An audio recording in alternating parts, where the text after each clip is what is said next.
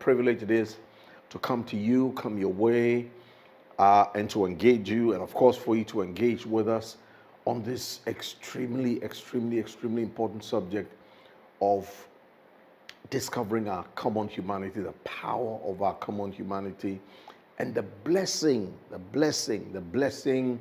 we are all endowed with in our common humanity to be game changers, difference makers, change makers to our world, and to appreciate the fact that we are the only species of creation who have been endowed by our Creator with the capabilities to determine outcomes and to make them happen.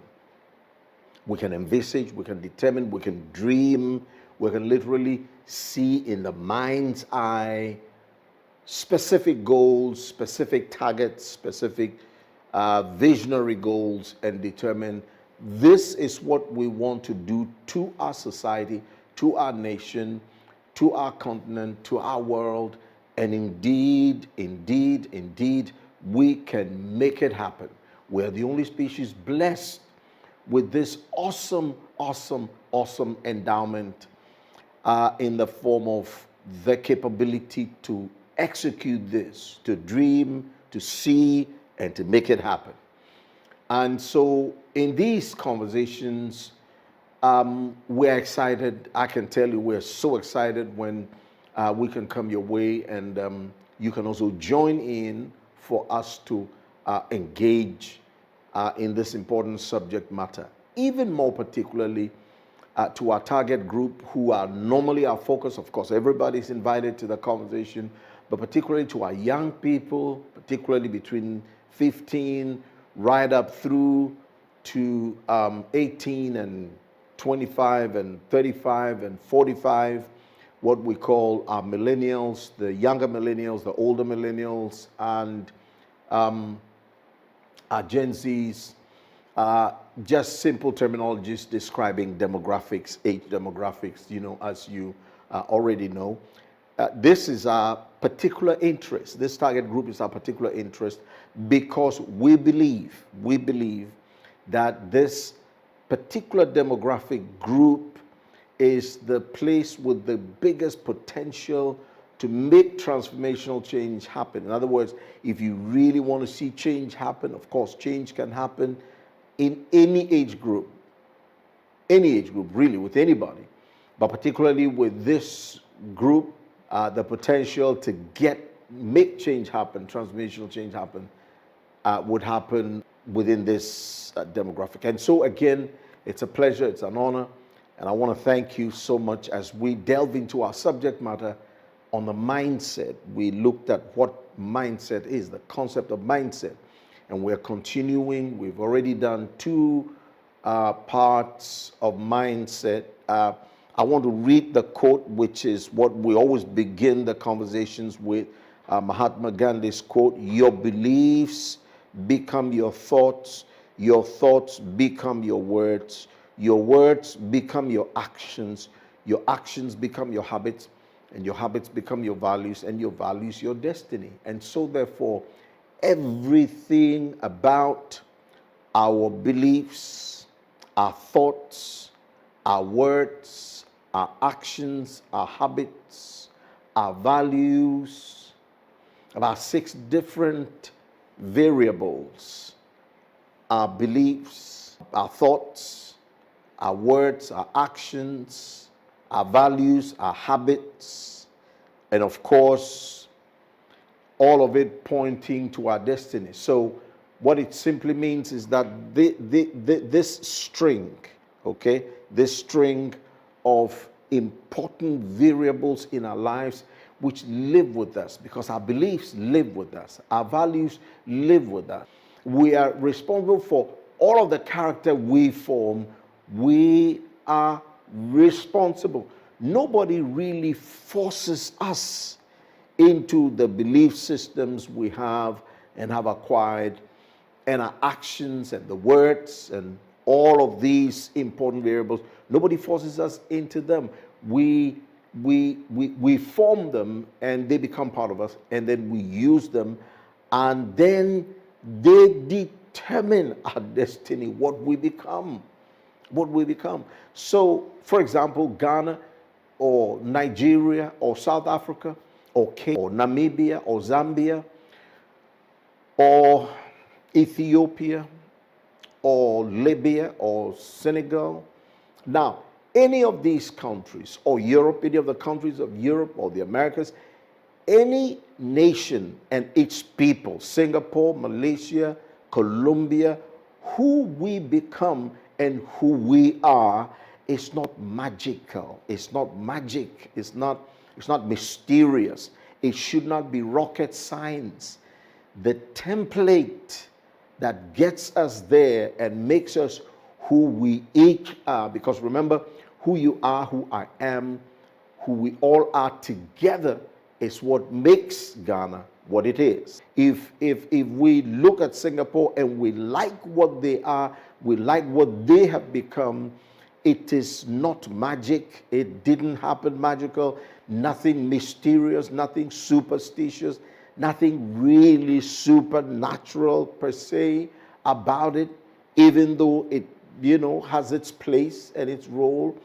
The critical thing, the fundamental thing is the people, particularly the young people at the individual level, understood this chain and how this chain of belief, thought, words, action, habits, values, how this chain will eventually produce your destiny. Now, why is it important to keep emphasizing these variables? It is important to keep emphasizing because this together, really at the end of the day, is what forms your mindset.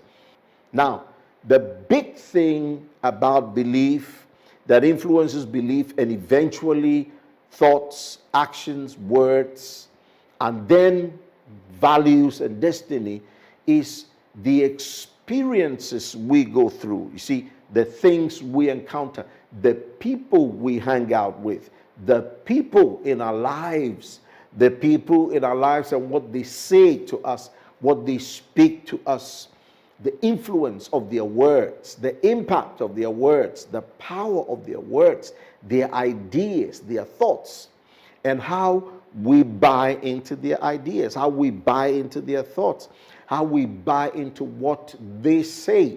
So you may not think it's a big deal, but it is a big deal who you are associated with, because like it or not, consciously or unconsciously, what they say, even what they whisper to you, will impact your belief, your thoughts, and how you act and how you behave and how you relate to the rest of the world. So the people you hang out with, which really is at the base of your experiences, which then will impact the formation of mindset, is so crucial.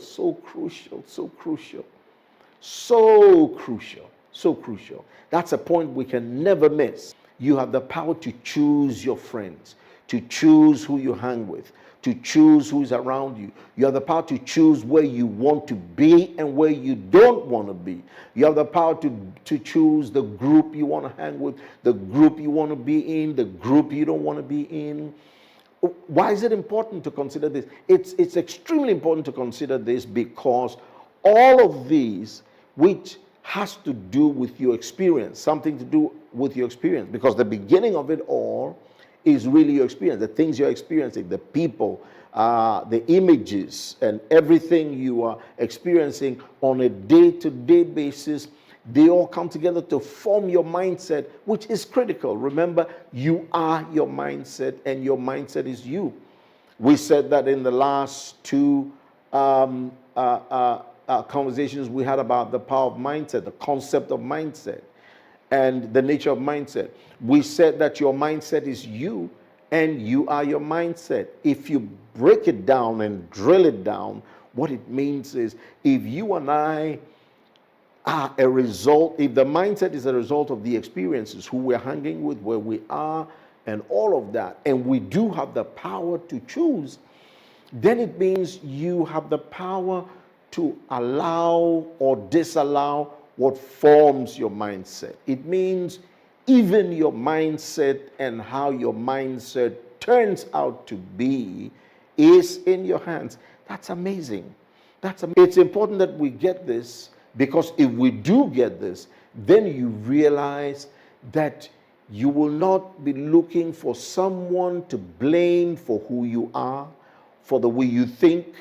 You will not be looking for someone to blame for your own actions, your own words, for your own thought systems, how you think, how you behave, because all of these together, they form, they engage, they have everything to do with your mindset.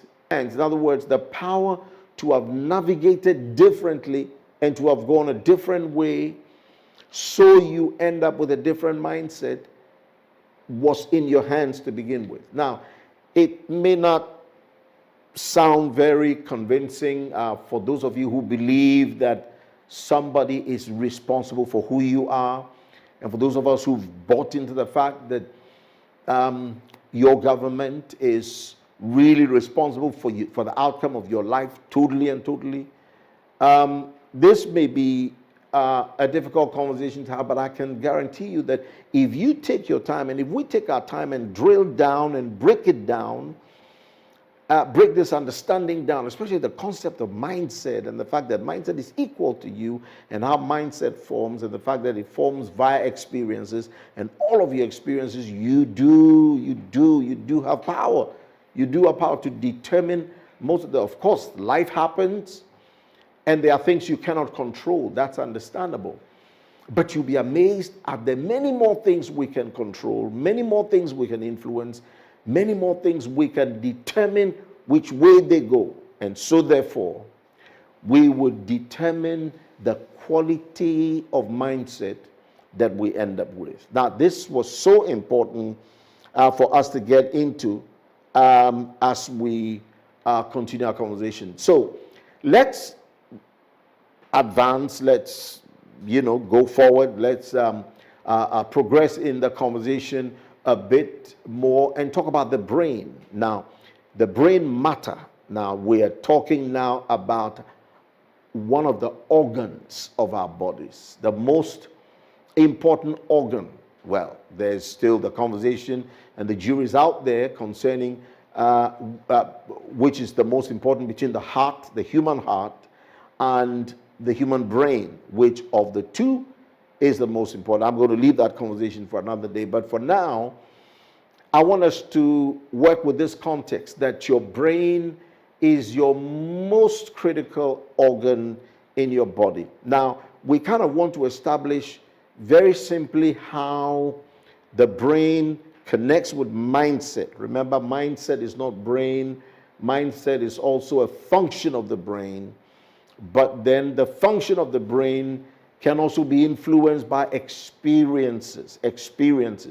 There are things you and I go through which can sit on the brain and can be impacted on the brain and can be fitted into the chemistry of the brain, the chemical reaction of the brain.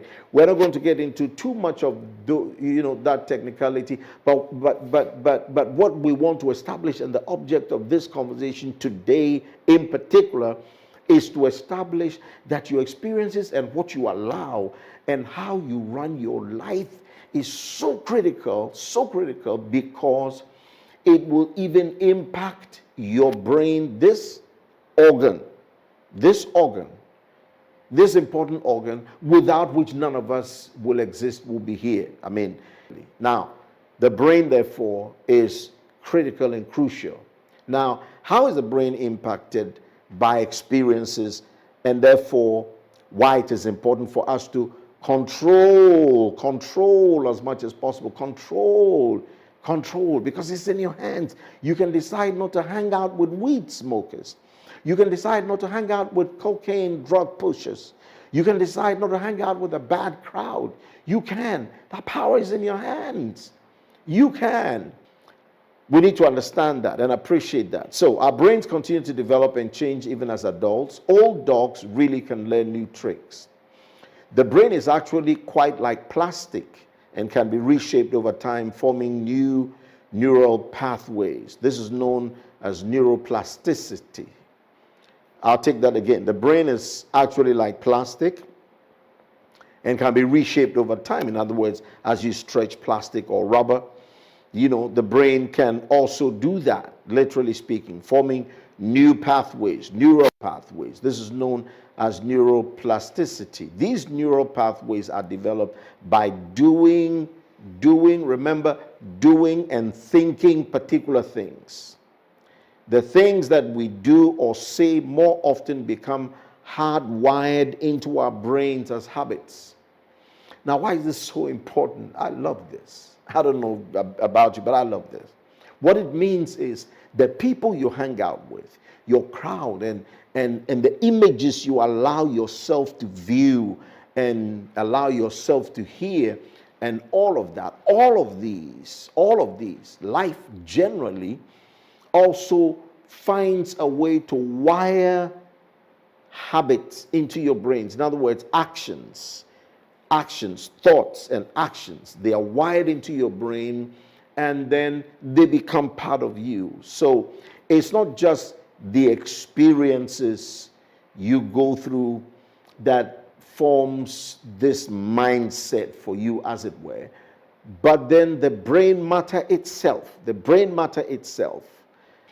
is also impacted by the things you say and the things you do and your thinking. Let me take that again. These neural pathways are developed by doing or thinking particular things. Doing and thinking particular things. The things that we do or say more often become hardwired into our brains as habits. Now, I don't know about you, but if you are used to, and it's happened to me, I'm sure it's happened to all of you, out there, where let's say you go into your house and then you take a particular door into the house. Now, you take this particular door so much so that almost automatically when you get into the house, without thinking, it's called reflex. Your body literally walks towards that door because that's what you become used to. You see, you've done it over time. You've done it so many times. It's wired into your brain. It's wired into your thinking. Remember, the neural pathways are developed by doing and thinking constantly. So you do that door, walk that door, you think that door constantly to the extent that your whole system is too familiar with that. And then you lock that door and decide to use another pathway or another door into the house. Let's say through the back of the house. Now, I would tell you, and this is not rocket science now, that the few times you come into the house, even though you lock that front door yourself, you will automatically walk towards that door you yourself have locked and shut and decided not to use. You will walk towards that door and, as it were, go sometimes open it, and then it hits you. Oh, I locked this door. I closed this door. Now, you will do that probably a few times before you get used to the fact that what your brain has been used to has required the need to retrain and to rewire to the new door through the back of the house, which you now use. And it happens with almost everything, literally everything. Once we live and walk and do things and think things a certain way, it is wired into your brain, and your brain forms that neural pathway. Now, several neural pathways we have formed because through the habits of doing them, the habits of using foul language, the habits of disrespecting people, the habits of disrespecting women because they are feminine, the habits of just not being kind, the habits of doing some things, whether good or bad, the brain is wired. And so once the brain gets wired, then you can say it has become a mindset. It has become a mindset. So what do we do? Well, we're going to continue the reading, but what we do is it brings us to the fundamental question again. Can we control everything around us? Therefore, because remember, everything that gets into our thought systems, our thinking, everything that becomes part of us, our whole experiences, are things that came from the external, whether friends, family, relations, the images we saw, and all of that. Everything was wired from the outside. Can we therefore control what is formed on the inside? Yes, we can, if we control what we allow ourselves to engage and to encounter what happens on the outside. That means there's some type of conversation you must consciously remove yourself from. There are some kinds of engagement you must consciously remove yourself from. There are some kinds of unprofitable quarrels and all manner of unproductive attitudes you must consciously cut off. Like you notice, if movie makers, those who record and do movies and so on, they take a scene, or in the process of taking scene, they'll say cut. It means you cut. Cut is cut. Just cut. You should do that. You and I should do that to everything around us, because eventually, if we don't, it's on its way to one place: form a mindset. And remember, the reason it's called mindset is that once it gets set, it is set like concrete, like cement concrete. It's almost impossible to remove and to take back, even though it's possible. But it's a difficult retraining, rewiring, and all of that. Now, we're going to quickly look at two basic mindsets. So we must control. We can control all of these variables that make mindset: the brain organ itself and the experiences we go through. Some things you cannot prevent, but I can guarantee you there's a whole lot you can prevent. Your Creator is giving us the power to prevent. Now, the mindset theory was created by psychologist and researcher Dr. Carol Dweck. Basically, what she proposed in her book, Mindset: The New Psychology of Success, was that there are two sorts of outlooks that individuals have: fixed mindset and growth mindset. So this is her position. I'm sure over time there's more and more learning, so there's more and more discovery, more and more understanding about mindset. But for now, and for our context and for our purposes, we're looking at the mindset on these two levels: fixed mindset and growth mindset. As we read, research demonstrates the way that positive considerations can expand bliss and prosperity, while negative contemplations decline both. Now, I'll say it again, read it again. And this is so important for us to imbibe and to understand. We'll break it down and then we work with it. Research demonstrates the way that positive considerations can expand bliss, that is joy, happiness, and prosperity, while negative contemplations decline both. In other words, positive bliss, joy, happiness, a state of well-being and happiness, and prosperity all decline when you are negative around people with negative energy, toxic, attitude and approach to life and all, because really, eventually, that's what it boils down to. What controls mindset and what determines mindset is what you allow into your space, the space of your thought, the space of your thinking, the space of your engagement. Of course, you cannot live an isolated life an ascetic life, isolated, as though you were living in the mountains alone, like an island. You cannot. You will have to live with people and all of that. So how do you then apply this? How do we work with this, young people? Because young people today are a generation who like to stick together, hang together, and so on.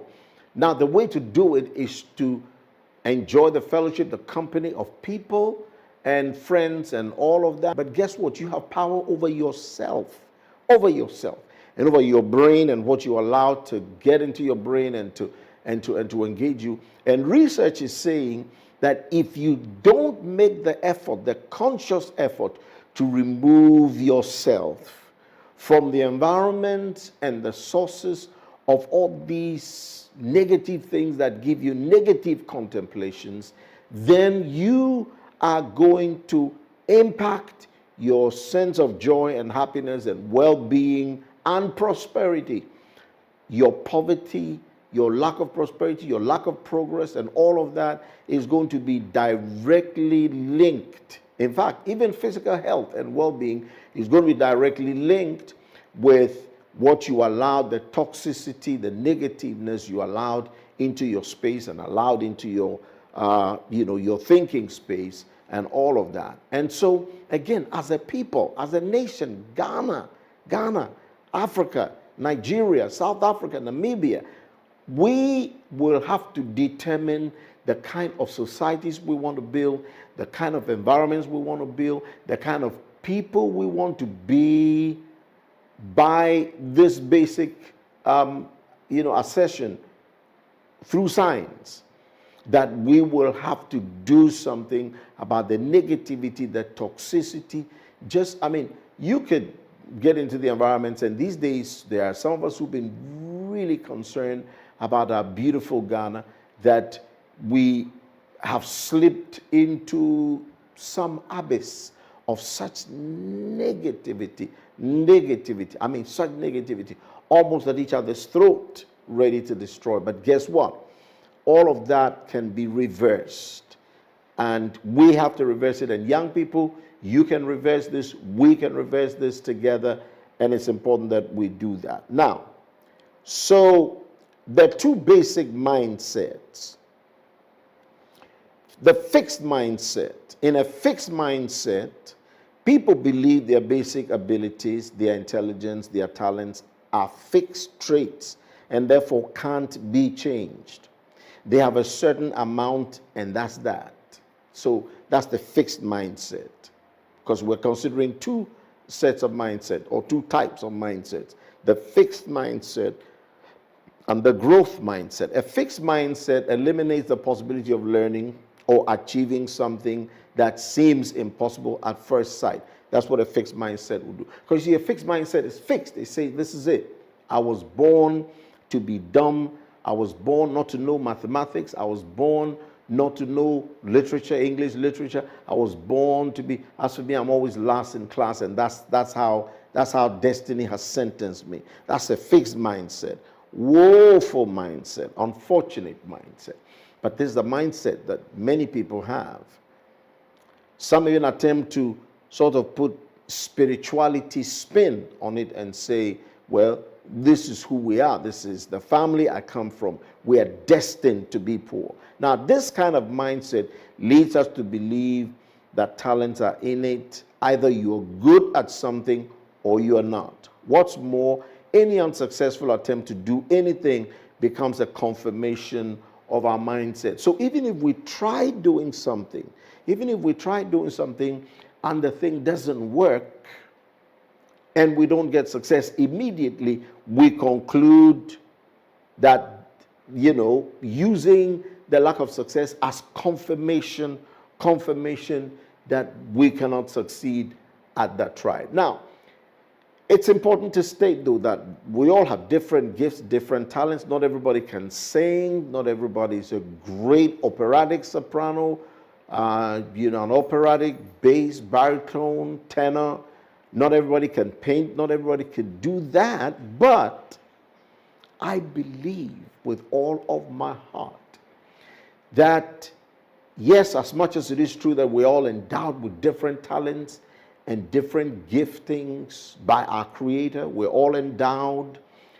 It is also true that you can also learn something you may not particularly be endowed with up to a certain level of proficiency. You can still achieve that. But I believe that you can achieve enough of that to wow people. You can get to that, even though you were not originally born with that talent. I believe more and more and more, the world is going to discover the profound power of our humanity and the things we have been blessed with, endowed with, which we can do, but did not even know we could do. Again, that does not dismiss the fact that we're each endowed in special areas, talented in special areas, gifted in special areas. However, on the broad level, there's a lot that we each can all do. And so the fixed mindset does not allow for room to entertain all these thoughts that, look, I can do this, I can grow in this area, I can expand in this area. And a fixed mindset doesn't even allow for the contemplation and the thinking that when it comes to things I'm gifted with, you are gifted with, you're blessed with, you believe you're gifted and blessed with, and especially endowed with, you can still improve on its power and the fact that it's an asset and it can be a greater asset, a bigger asset. Now, so while a fixed mindset does not believe that anything can be changed and that what you are is that, a fixed mindset also eliminates the possibility of learning and achieving something that seems impossible at first sight. So a fixed mindset says, I can never be a president too, I can never be a this and that, any significant person. That's what a fixed mindset does. But a fixed mindset, therefore, is limiting, is debilitating. A fixed mindset is not what we should have.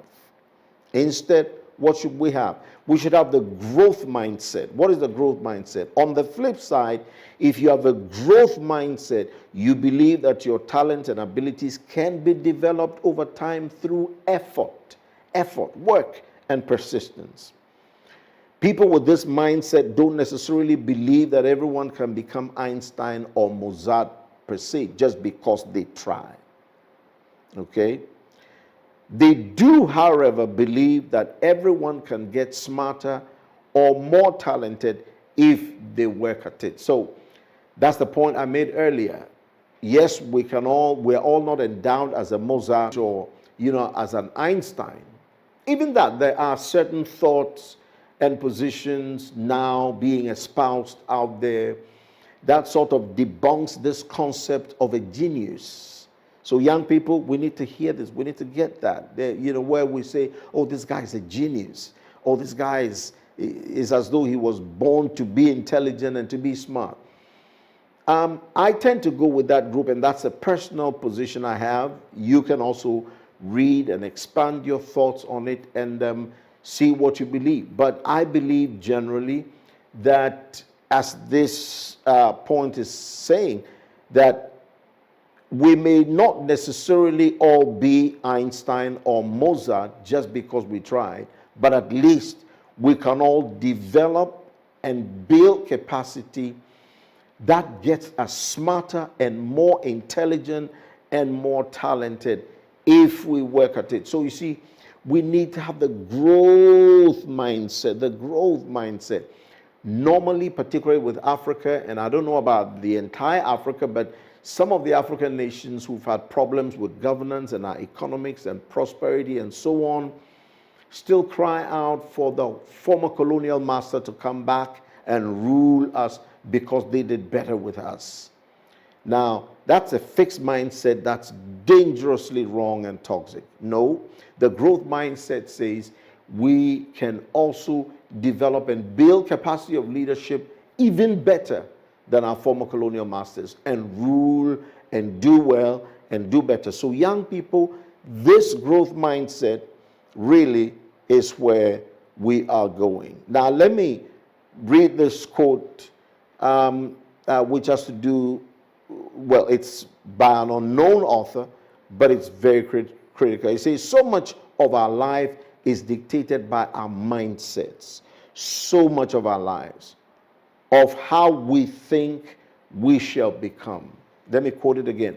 So much of our life is dictated by our mindset. So much of our life, so much of it, of how we think we shall become. We're going to continue the next time. We're going to talk about other aspects of mindset. But for now, I want you to understand how crucial our mindset is. I want to thank you for coming around again, for joining in. Remember, please like, share, subscribe. And again, I cannot thank you enough. Thank you so much for coming to be a part of today's conversation. Please make sure you like, share. Have a good day.